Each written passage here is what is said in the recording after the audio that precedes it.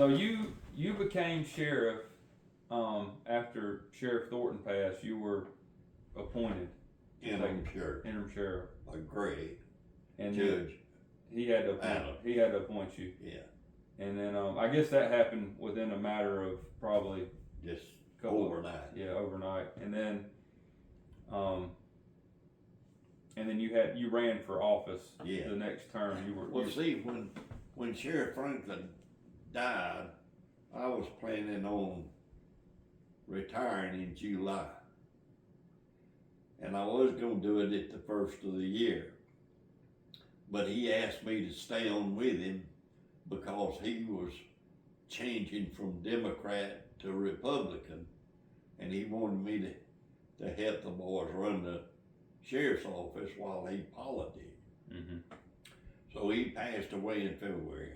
Did he say why he was going to switch from Democrat to Republican? Well, it was just, I don't know, the Democratic Party just wasn't right anymore. It was going downhill. So he decided to do that. Was he one of the first politicians in the county to switch Democrat to Republican? He was one of the first. Yeah. I don't know where he was the first, but he was one of the first major politicians who turned Republican. Yeah. And anyway, I was planning on retiring, and he asked me to stay, and I did. Then he passed away in February, and I was appointed interim sheriff. And so I had some people come to me and tell me that I needed to run. And I told them, I said, I'll run one term and I'm going home. I'll soon be 70 years old. And I done got too old to be fighting these young people.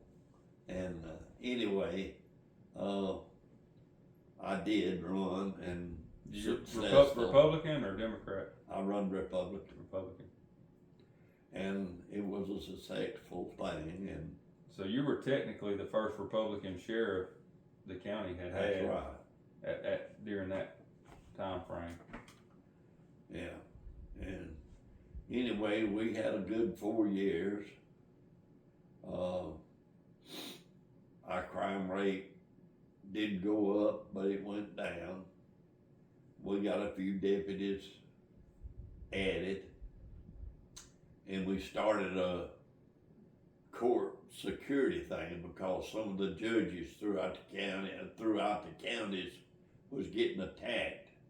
So we had to put some security in the courthouse. So Greg Adcock was one of the first that we put up there. So you couldn't just have a bailiff, you had to have actual... Yeah. So 20-something years later, he's still up there. He found the home, and he does the civil process too. Greg is a good person. Serving subpoenas. He's loyal, and he done a wonderful job. Yeah. So, you know, if you go have a good department, you got to have good help. And you got to understand that the people working for you are what make you. You got to give them the right training and ask them to give you the right service. Don't go out there and be smart to people. Go out there and treat people like you want to be treated yourself. Smile and just keep going, you know. Mm-hmm. I never will forget, I was going down Mount Perrin Road not Mount Perrin, Hestertown Road, Panhandle, and got down about 3 or 4 miles, and there was a group of people standing down there in the road in a car, and so I walked up there, and this big snake, he must have been a chicken snake, his tail touched a yellow line, and his head was over here on the ground. And anyway, one of the boys there was a party, and we used to have to go down and see them about every Saturday night. That was when that white liquor was running around. But anyway, I told him, I said, all y'all get behind me. I'm gonna shoot that snake's head off. And so I pulled out my pistol, got them all behind me because, you know, when a bullet hits the ground, you don't know what's gonna happen to it. So I pulled my pistol out and I shot. And you couldn't have cut that snake's head off any cleaner with a razor. And one of the party boys, he says, that's the reason I don't run from Mr. Lamar. And I couldn't do it again in 100 years. That's funny. That's funny. When you left it, so you started sheriff department in 1974. You had 9 people there. Obviously, the county grows. You know, you talk about how, you know, drugs, alcohol was probably the big crime back in the 60s and 70s, and then late 70s, drugs kind of took the place. Drugs come in. Yeah. It took over. And then obviously the county grows and things of that nature. When you left the county, what was the biggest change in law enforcement? You know, how many sheriff deputies did you have when you left? And then what was the biggest change? It was 40 something, I think. Only 4, okay. 37, I believe it was. So it was still relatively small. But now that's not counting the jail. The jail, yeah. Yeah, well, you know, the sheriff's in charge of the jail. What's the biggest change you think as far as in your career in law enforcement, like just dealing with the people and, you know, that time frame of that 40 plus years? There's a big difference in people that's on drugs and on alcohol. When you go to a family disturbance, excuse me. When you go to a family disturbance, there's a big difference. You can take an old drunk, you get over there and sit him down and talk to him, and you can pretty much talk him out of most anything. But drugs, that's a different program. All they want to do is fight. They just have to handle them every which way you have to handle them. Mm-hmm. And I think that is, and then it's more computerized now. And you got a lot more information in front of you about the person you're dealing with than you did when we come on. It was just get out of the car and go up there and get him or get back in it. Now they got tag readers, and a person come by, you don't have insurance, it tells you, you know, and if he's wanted, it'll also tag you, and then you got your computer right there, you run the tag in front of you, and you kind of have an idea what you're doing. But when I come along, you didn't have nothing but a flashlight. and it was very dangerous, but thank God that none of us got hurt. I had a deputy get shot, but the bulletproof vest stopped it. And he, this is why you were sheriff? Yes. And he survived and hit him up in the chest. He's still with the sheriff's department. His name Bo Huff. And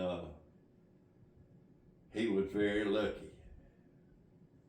And so we called him. He shot Bo. He was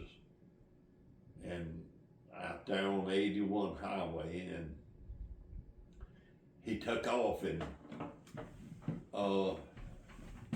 Mike Pauls caught him over there on Carwood Drive. He went out through there where that sharp curve is on car. He went straight, and there was some telephone poles in the ground where they had fence, and that's where they caught him at.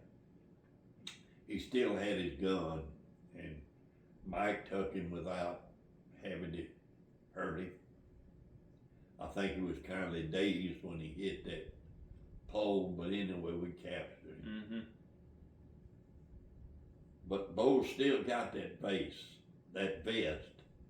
I wanted to put him in the new jail and hang it up as yeah, wear your vest. Make sure you wear your vest. Yes, sir. We didn't have no trouble with people not wearing their vest after that. Yeah. You know, it was kind of new then, and Bo just happened to have his on. Yeah. It wasn't mandatory, But he wore it anyway. but after that it was. Yeah. Yeah, I made it mandatory to wear your vest. Yeah. Hmm. So now then everybody dresses with the vest on and they out there. But Josh, you say what's the biggest change? I think it's the people.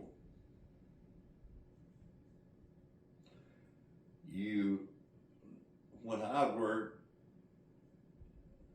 I knew about everybody I stopped, especially in the county. Now then it's stranger to stranger. You just don't know. Like I say, if you didn't have this help, you wouldn't know who you was stopping. Dealing with, yeah. It makes the job more dangerous. So, well, I think the key too, you know, and this works both ways, but I think when you go into law enforcement, I'm not in law enforcement, I don't know anything about it, but it's to protect and serve. And so, obviously, you got the experience, you know, yeah, you want to protect people, but at the same time, you wanted to serve them too. You know, you didn't want to. I had a group of teenagers that I respected gratefully. And